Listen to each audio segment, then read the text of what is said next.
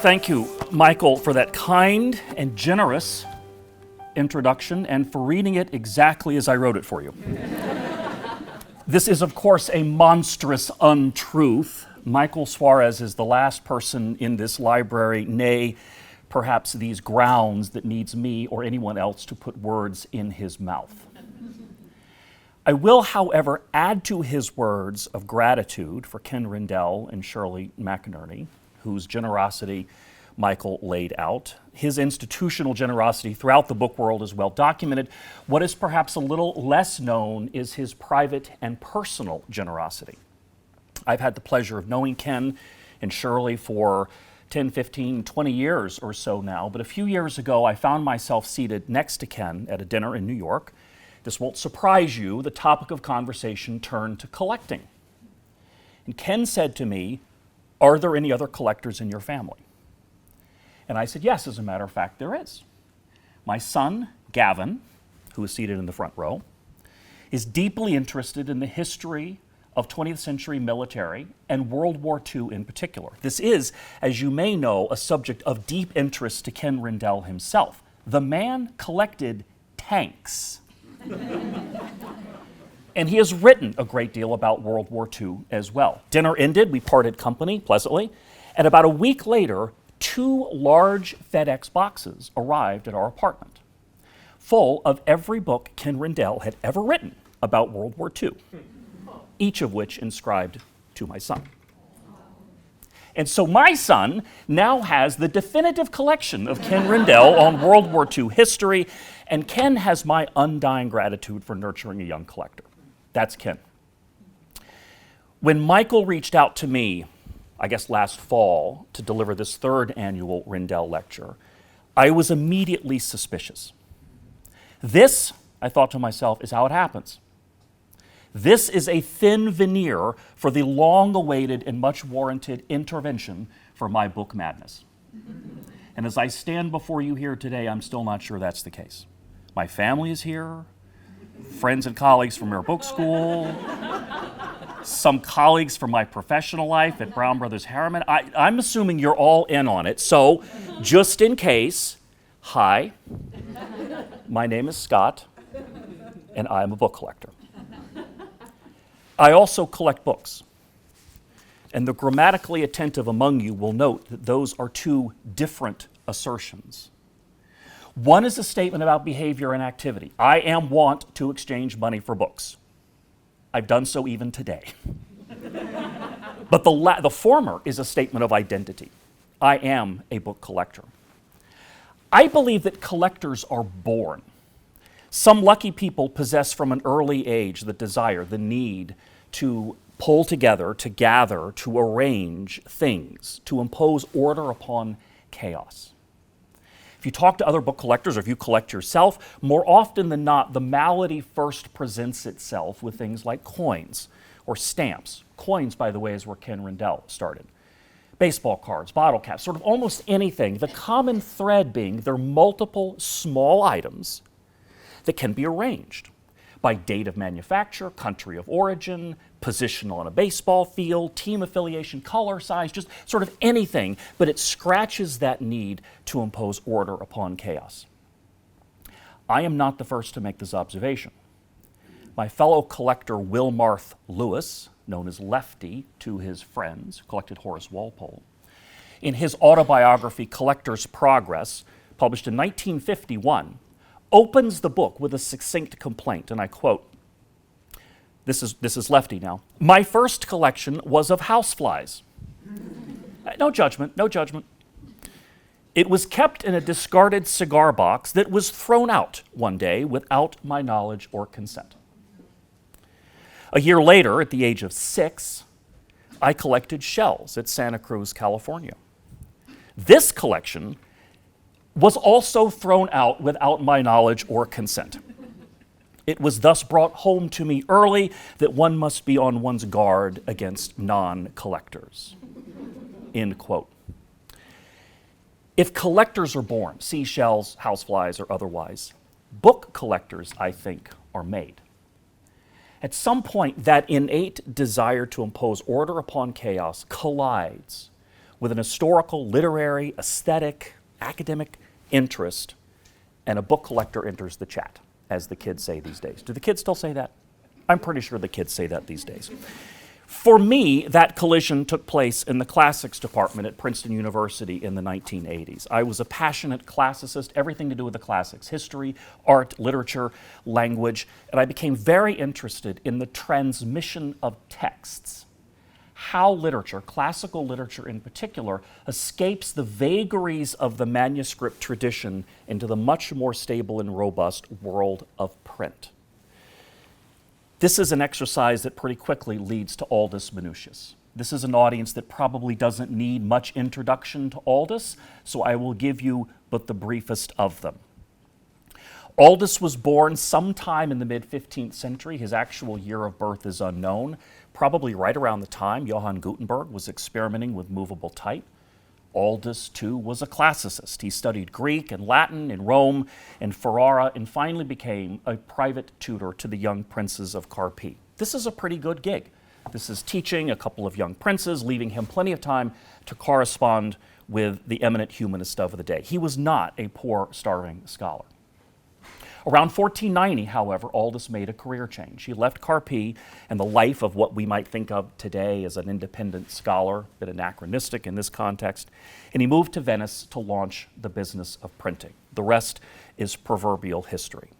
But to fast forward to the end of that story, we owe to Aldus and his press, among other things, the advent of the portable octavo format. What you immediately think of when you think of a book looks the way it does because of Aldus. The development of italic type, the first large-scale application of movable type to printing in Greek, not to mention the invention of the semicolon. Ask me later about that. The editiones principes of Sophocles, Euripides, Aristotle, Aristophanes, Herodotus, Thucydides, Demosthenes, Plato, Aeschylus, and the Greek Bible, all issued from the Aldine Press between 1495 and 1518. This is a humanist story.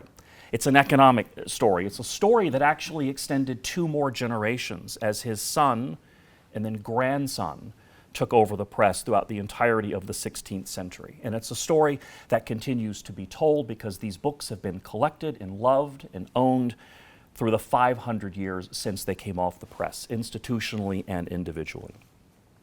I have been fortunate along my journey to have some great bibliophilic mentors along the way. Some of these names are more familiar than others, but I am grateful for the guidance and encouragement offered by Alec Wainwright, Bill Joyce, Steve Ferguson, Alfred Bush, and Joe Falcone early in my career. I might single out one in particular, my friend Bill Scheide, Princeton class of 1936, and the last individual to own a Gutenberg Bible, which is now at Princeton. As an undergraduate, I won the Elmer Adler Prize for Student Collecting at Princeton and was accordingly invited to give a little presentation to show some of my collection in one display case in Firestone Library. And it's a good thing it was only one display case because it held the whole collection. I wouldn't have known what to do if there had been more than one. As the installation opened, Mr. Scheide approached me and asked me, "Young man, are these your books?" And I said, "Yes, they are." And he said, "Tell me about them." Every one of them. Fortunately, someone took a picture of that. So this is a young me. I'm twice the man I used to be.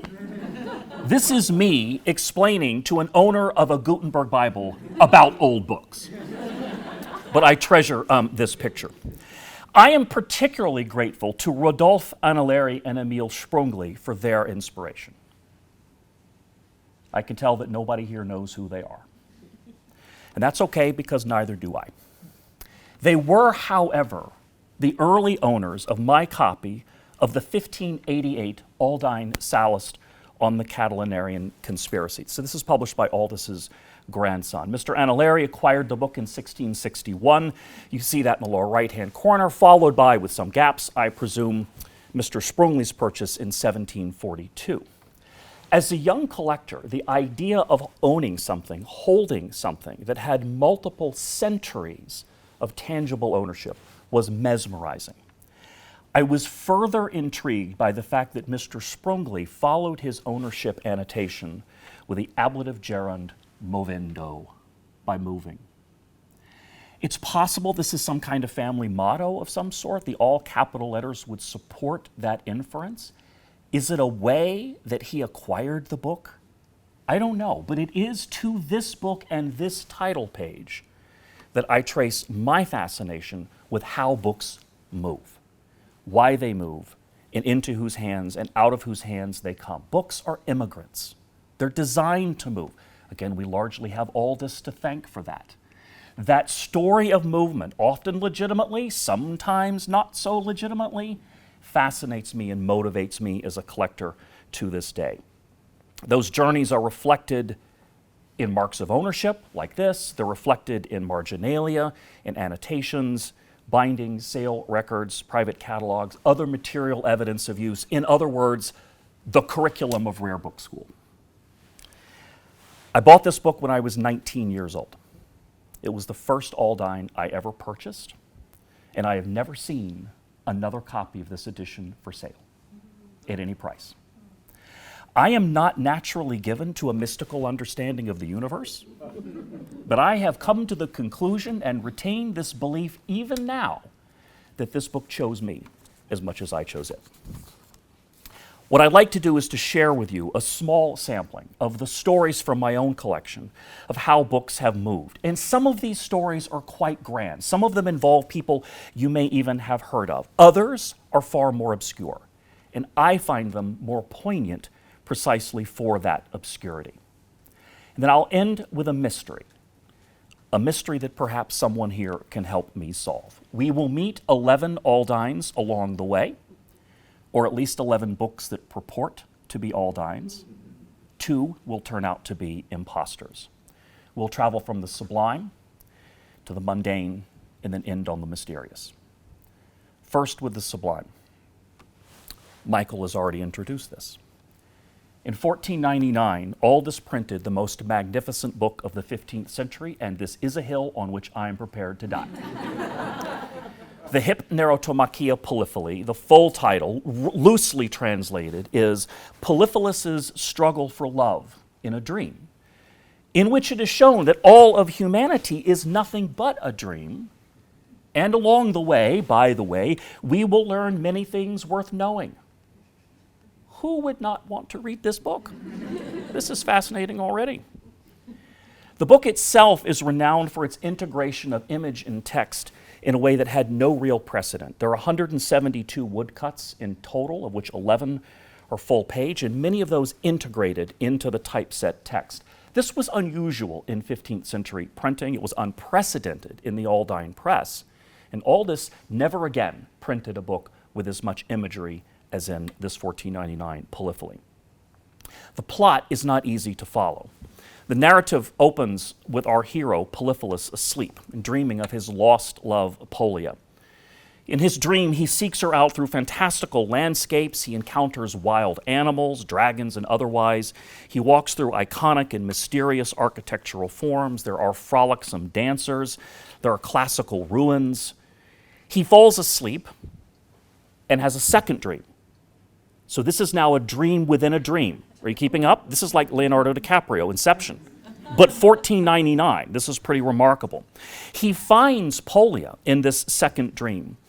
Their union is blessed and celebrated with a variety of triumphal processions, all of which are illustrated in woodcuts, and no less than Cupid himself ferries them to wedded bliss. Polyphilus wakes up, but now in the first dream, right? Try to keep up. There will be a test at the end, by the way. To find that his union with Polia was only a dream within the dream. He falls into a death-like swoon for which only Polia's kiss revives him. They are reunited again, now in just the first dream, and then Polyphilus wakes up again to reality, one assumes, to discover that Polia remains lost. You got it? It was Sigmund Freud's favorite book, and you can begin to understand why.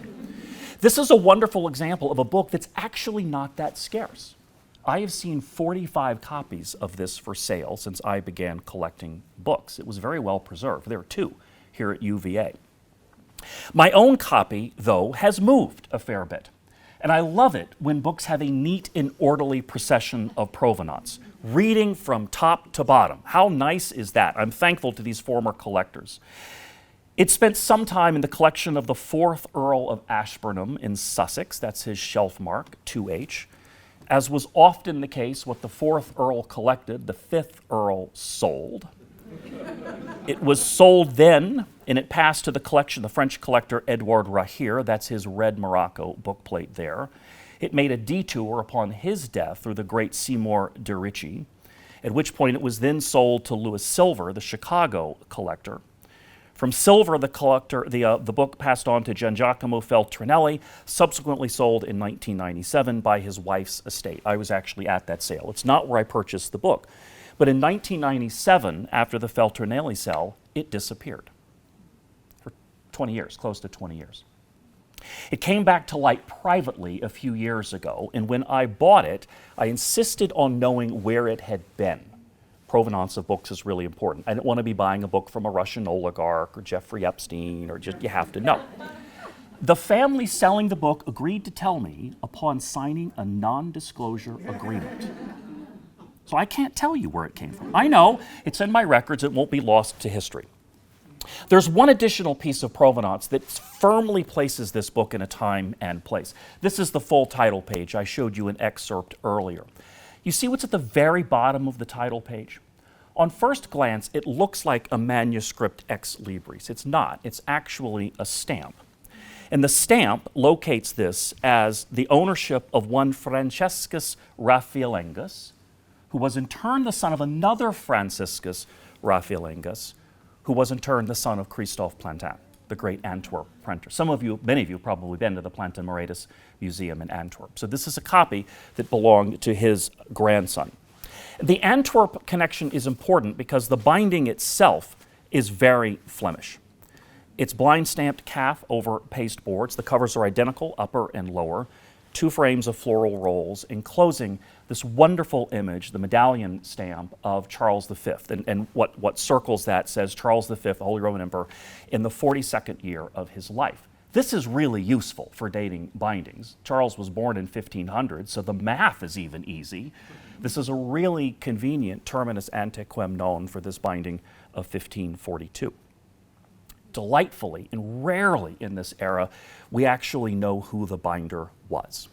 Because beneath the medallion of Charles V, there is an ownership stamp, and it is tiny, 15 millimeters across, of the Flemish binder Klaas van der Mel. We know he arrived in Antwerp in 1533. He was active up until 1549. That narrows the date of this binding down to just a handful of years in the 1540s. That's a really, there's a lot of, if any of you have ever taken the history of bookbinding here at Rare Book School, it's just like 5 days of guessing about stuff, let's be honest. It's really nice to be able to have such a narrow date of selection here. Nobody tell Jan Storm van Looyen I said that, by the way. He'll watch this video and he'll email me, I know. This book deserves a lecture of its own. It's not going to get any more than this tonight. I believe the Aldine Press may have been the first press to actually be collected because Aldus himself printed books for a collector's market, one of which is this 1502 edition of Cicero's Epistolae Familiaris.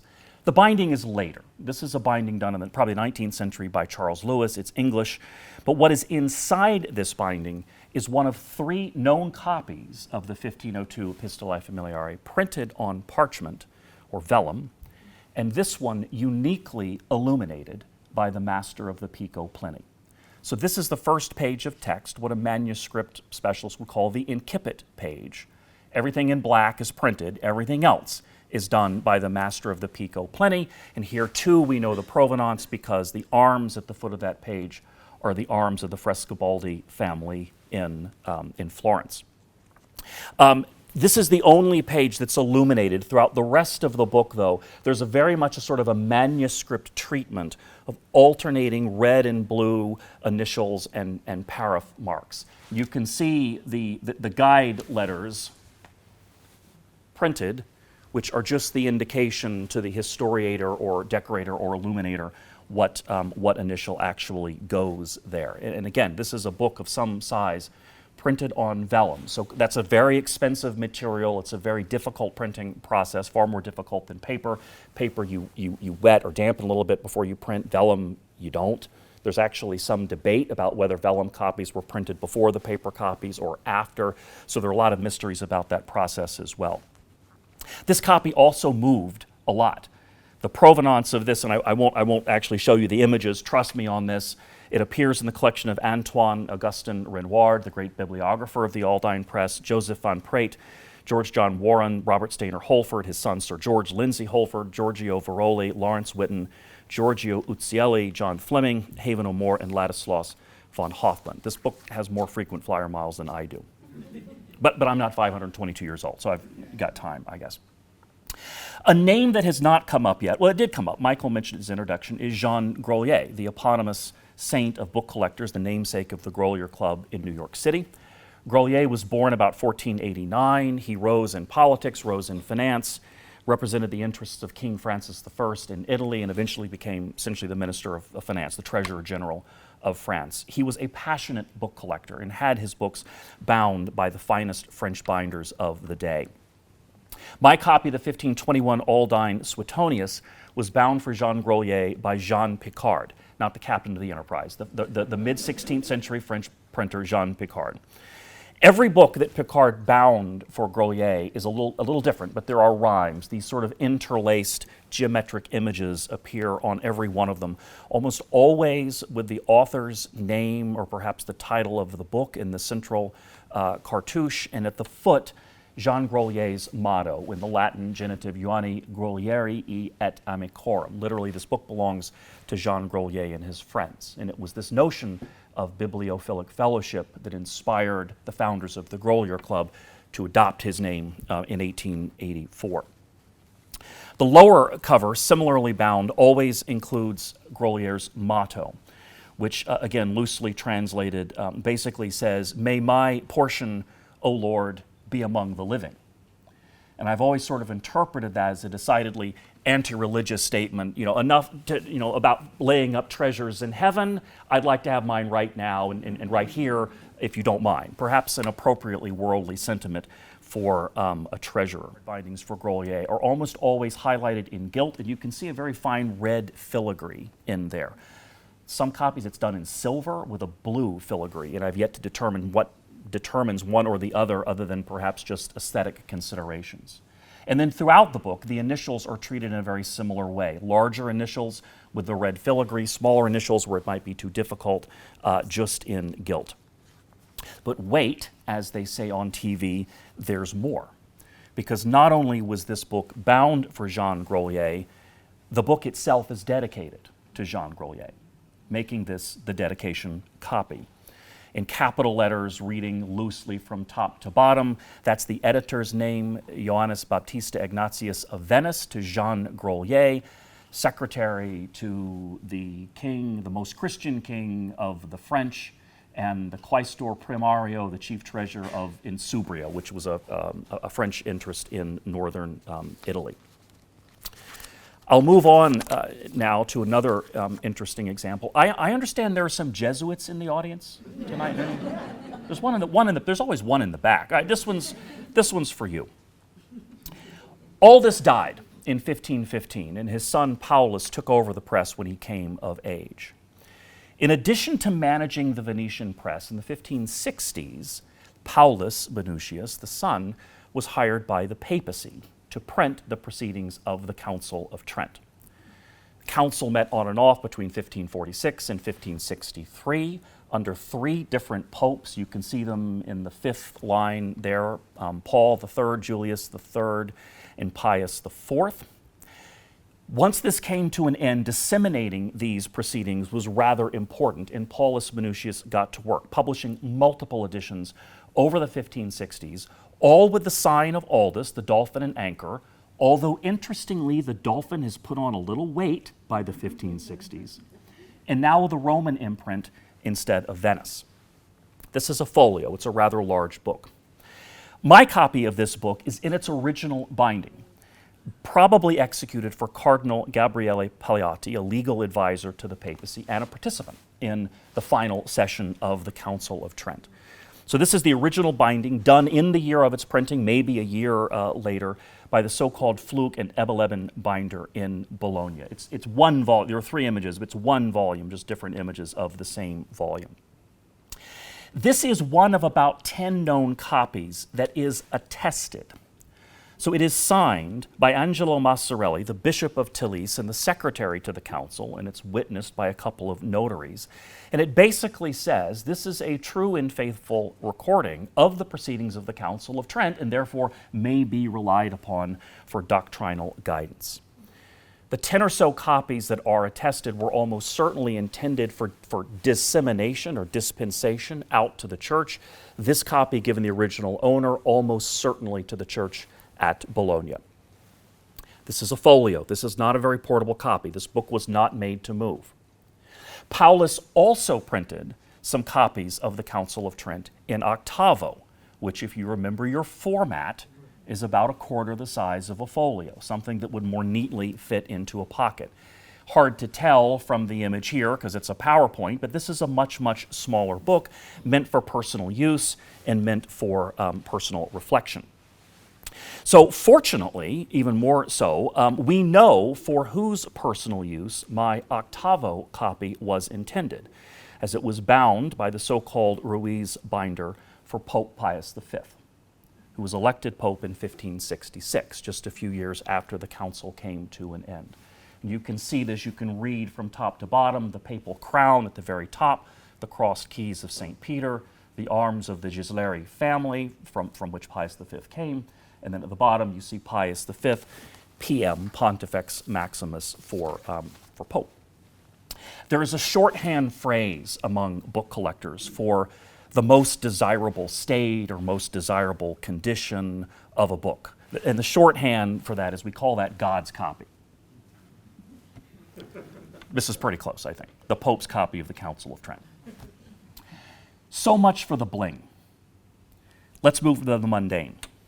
Aldines weren't only collected, they were used. And as wonderful as it is to explore copies owned by popes and princes and counts and cardinals, the faint echo of the reader is often more illuminating. I love books with evidence of a reader's or a scholar's engagement.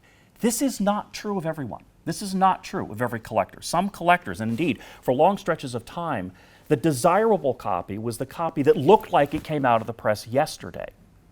And in the 18th and 19th and even into the 20th century, copies were rebound in shiny Morocco. Enough of these old, drab, blind-stamped Venetian goatskin. Who wants to look at that? Copies were washed so that the marginalia and the annotations, book plates were removed, all in an effort to return a book to a sort of ersatz Edenic state. I hate these people. I don't like clean books. I much prefer dirty books. Not that kind of dirty book. Get your heads out of the bibliographical gutter. But let's look at some dirty books, shall we?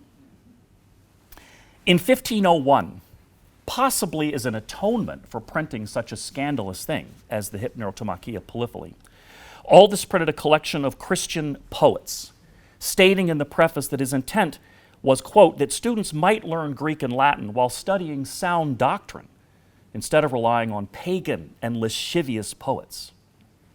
Of course, Aldus printed the pagan and lascivious poets as well. You want to appeal to a wide audience. The texts in this are deservedly obscure. Arator, Sulpicius Severus, Prosper of Aquitaine, Leonardo Justinian's Life of Nicholas Marensis. These are not page-turners. Aldus printed these texts in a parallel Latin and Greek, very much like the Loeb classical texts today, so that a reader of Latin could educate himself by reading the parallel Greek. The owner of this particular copy did not read Greek or care to read Greek because he excised all of the Greek text and then rebound the text in an order of his choosing, not the order that Aldus intended. The collation statement for this particular copy looks like a bowl of spilled alphabet soup. It's an absolute mess. It's an incomplete book. It's an incomplete Aldine. All the more fascinating because of why it is incomplete. This copy has been loved and read across the centuries. I've identified at least 3 distinctive hands. Initials throughout the text are illustrated in blue and red, and once again, everything here in black is printed. It's a product of the press. Everything else is a product after the press by hand. There are annotations throughout, sometimes in red, sometimes in black, and they sort of culminate in what I call creatively Reader A 16th century hand that goes through and comments and relates passages to scripture, relates passages to doctrine. There is one page of full index by a later hand who has also annotated it. And I find it interesting that the index itself, if you look at it in detail, because there were no page numbers printed in this book, it actually indexes to that alphabet soup of signatures. It must have been really frustrating to try to do that. And then a third hand, a French hand now, actually did add page numbers, has annotated the whole book, and has created an index that actually has page numbers because he's gone through and you can see the page numbers in manuscript on the upper left-hand side. These are not the hands of popes or princes. These are the hands of anonymous people, scholars who might be ghosts were it not for these echoes across the centuries. And I love these ghosts. Here's just another quick example. Another incomplete Aldine, Ovid's Fasti, and you can see the binding is horrible. It's actually the old blind stamped calf laid down on top of probably a 19th, maybe even a 20th century calf binding. But here too, throughout the book, in multiple hands, this time both in Greek and Latin, annotations on Ovid. I find something magical happening here as a classicist. As a classicist, I can read this text of Ovid. This is Ovid's Fasti. What's remarkable to me is to also be able to read that text through the eyes or through the hands of a 16th century reader. That's as close as I've ever come to creating a time machine, to be able to triangulate into that understanding of texts. One of my favorite Aldines, this 1513 edition of Caesar's Gallic Wars. You all know this text. Into how many parts is Gaul divided? Anybody? 3, right? Thank you. You know this text well. The composition of this text perfectly illustrates Aldus as a teacher and educator. This is a map of Gaul. It's color-coded to match Caesar's campaigns throughout the continent. This color is done in the press, but not by the press. The black is a woodcut image, which is then hand-colored, probably by stencil. Every copy of this that I have seen has the same color coordination, unless one of those horrible people has washed it away. There are errors in this map. There are some errors throughout the text. Through an error of imposition, these 2 woodcuts, on the left-hand side of Massilia, modern-day Marseille, and on the right, Uxellodonum, which is just an archaeological site today, the way the imposition was done, the woodcuts matched the wrong text. The Uxellodonum text matched the Massilia woodcut and the other way around. So someone has gone in after the imprint, and you can see on the very bottom in manuscript in hand, and has written in the correct caption for each of those woodcuts. What's interesting about this is every copy is annotated in the same hand. And the hand is that of Aldus Manutius. I can image Aldus late at night as the candle gutters out, cursing under his breath those incompetent compositors who couldn't get the damn thing right, and so he has to stay up late and go back and change it. This copy has been bound, if I go back to the binding, bound for an early Italian, potentially German student. I think it shows up on the upper cover on the right-hand side. You can see those blind stamped initials. There are too many of them for it to be a name. So this is one of those mysteries that I have yet to figure out. T's, D, B, F, C, P, P, A. Maybe it's a treasure map. Who knows? I'll get Nicolas Cage to figure it out. But throughout this, there are annotations. There are scholarly annotations. There are actually a gathering of 8 leaves sewn in at the end with a manuscript index put into it. And throughout it, diagrams of battle plans. This is a book that was not a trophy. This book was a tool, and it's heavily, heavily used to illustrate that. The 3 things that you see poking down from the top, this is the rear free end paper. So those 3 tabs sticking down are manuscript binding waste that's part of the support structure for the sewing. So imagine The lower cover lifted up above the screen, what you're looking at is the rear end paper. It goes without saying, but I'll say it anyway, that almost certainly the readers and the annotators of these books were all men. I am fascinated, however, by female readership collecting and ownership of the Aldine Press. It's a vanishingly small field, but it's not empty. One of my more recent acquisitions is this copy of the 1522 Plautus, owned, collected, by a woman named Louise Guillermin de Corny, as the title page reads. I can't help but read this as a real pride of ownership. The positioning of that statement right on the title page, right beneath the Aldine dolphin and anchor. The proactivity of the statement acquired by me, Louise de Guillermin. I even can't help but read into the ductus of the hand a certain pride of ownership. Maybe I'm reading too much into that. But nonetheless, this was a treasured possession and annotated throughout in the same hand. And Louise, in the mid-16th century, is doing textual comparison of the Aldine text of Plautus to other texts of Plautus. That's interesting to me. I have so far traced one additional copy of a book from Louise's library at the University Library in Pisa. I'm sure there are more. There is more work to be done on who Louise was and how she collected and how she read Aldines and probably other books as well in the mid-17th century.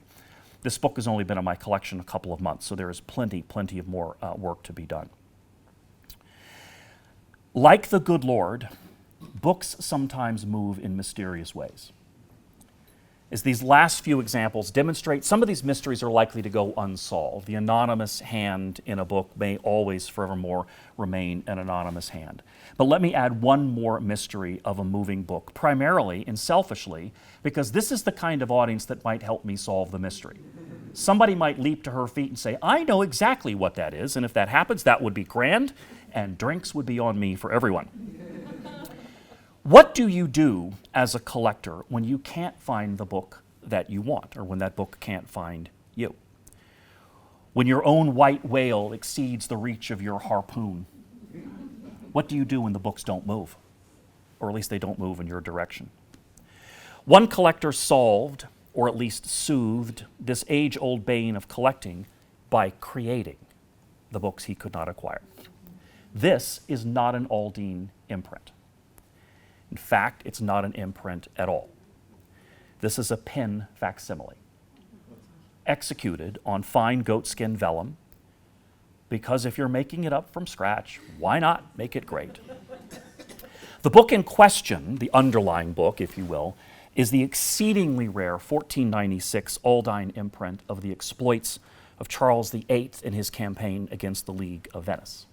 It was written by Alessandro Benedetti, who served as a field doctor during the war, and he commissioned Aldus to print the book. Aldus had to make money somehow. A lot of these great Greek things he was printing were very expensive. It's a quarto consisting of 8 gatherings of 8 plus a 9th gathering of 4. So if you add that up, that's 68 quarto leaves of pen facsimile on vellum. And it's good. Unlike the unfortunate collector who commissioned this facsimile, I have managed to find the 1496 authentic Aldine imprint, and the comparison of the two illustrates just how good the pen facsimile is.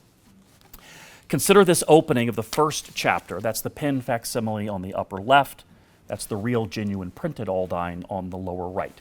Side by side, a rare book school crowd sees the difference. I get it.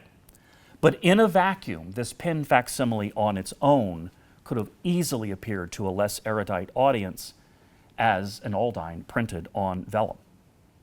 Who would do such a thing? To what depths of bibliophilic depravity must one sink before one decides to engage the time and the energy and the money to create from whole cloth an Aldine imprint, and one of 68 leaves, no less? Here's where the auction catalogs become really, really helpful in identifying not only who commissioned this work, but who actually executed it as well. In 1823, a French collector by the name of Charles Chardin decided to sell his collection in Paris. The preface to this catalog notes that for some of his books, loose translation, Monsieur Chardin was pleased to have missing sheets copied so as to imitate the printed leaf. These copies are generally made with great fidelity. And later in the preface, these remade leaves are found mainly in the Aldines and Elzevirs, several of which have also been washed. Damn it. They were almost all written, and you see the word écrit presque pour le Fio, by a man named Fio, who imitated the old type in vignettes to such perfection that it would be difficult to notice them. It was this same Fio, the preface goes on, who made the copies of the Aldines that Monsieur Chardin was unable to acquire. The smoking gun. Further research has identified this Fio as one Francois Fio, or his son, frustratingly also named Francois Fio, who, among other things, helped Monsieur Chardin refresh some of his books. And sure enough, a patient read of the catalog leads one to lot 2445, the Diaria di Bello Carlino of Alessandro Benedetti, a quarto in blue Morocco with doublures and dentelles, a superb binding, a manuscript figured on vellum of a very rare book. And it sold for 61 francs 50. That was a lot of money in 1823. How superb is the binding, I hear you ask? It's pretty superb. Made for Charles Chardin by Provenance in blue Morocco with doublures and dentelles and watered silk end papers. Because once again, if you're going to go through the trouble of making one from scratch, go all the way. Put it on vellum, have the best binder of the day, bind it. This is another item in my collection that warrants an entire lecture, and it will not get one tonight. Suffice it to say, there are two primary outstanding mysteries. First, look at this image once again of the pen facsimile, and note what is happening between the N and the G of Gallus. I cannot help but see there a mistakenly inked spacer between the two pieces of type, except there is no type on this page. Is this potentially a clue to what the exemplar was from which Fio copied the manuscript? A couple more examples like this throughout the text. I think the answer is yes. I think the exemplar for this pen facsimile exists in France, probably in Paris, and if I could talk my family into going with me to Paris and letting me spend 3 weeks in libraries, I'm pretty sure I could find it. Secondly, and more evocatively, the 1823 Chardin catalog includes 8 complete pen facsimiles of Aldine imprints. I've located 3, including this one. Those of you who are institutional librarians might check your shelves for Aldines that ain't, because somewhere out there are 5 more copies, and I'm convinced they still exist, of Aldines printed on vellum that are actually Monsieur Fio's pen facsimiles. I will conclude with one final item that encapsulates the mystery and the marvel of the movement of books. It's a very modest octavo. It's about 3 inches by 6 inches. Like the preceding example, it is also not an Aldine imprint, but it is an imprint, in this case, a contemporary counterfeit, replicating the octavo size and the italic type for which Aldus was known. There is no printer, there is no place, and there is no date in the book. It was almost certainly produced in Lyon, France, conveniently outside of the reach of the Venetian Senate and its legal jurisdiction, and therefore immune to all the privileges that Aldus got to print books in Venice. Counterfeits plagued Aldus throughout his lifetime. The text is Aristotelian. It's Theophrastus on the history of plants. That would have interested Aldus. It's kind of Aristotle adjacent, if you will. The binding is contemporary, or very near contemporary, blind-tooled calf with the roll of a binder by the name of Nicholas Spearing, who was a binder working in Cambridge in the early 16th century. Nicholas himself was a Belgian. He was born in Antwerp, but worked in Cambridge. And this is his cipher. You can see the N and the S, and that's his guild mark in the middle on top of this majestic, I can't tell if that's a griffin or a wyvern. Someone here can probably figure that out for me as well. Spearing, like a lot of early binders, made use of binder's waste in binding his books. This particular copy has manuscript end papers. It's a 13th, maybe 14th century liturgical manuscript. And the paste downs, actually supporting the boards, are printed fragments from Johannes Marcasinus's Mammotrectus Super Biblium of 1478. The text, this is a printed text, and the text is Ecclesiastes chapter 45. So consider what this one modest object represents.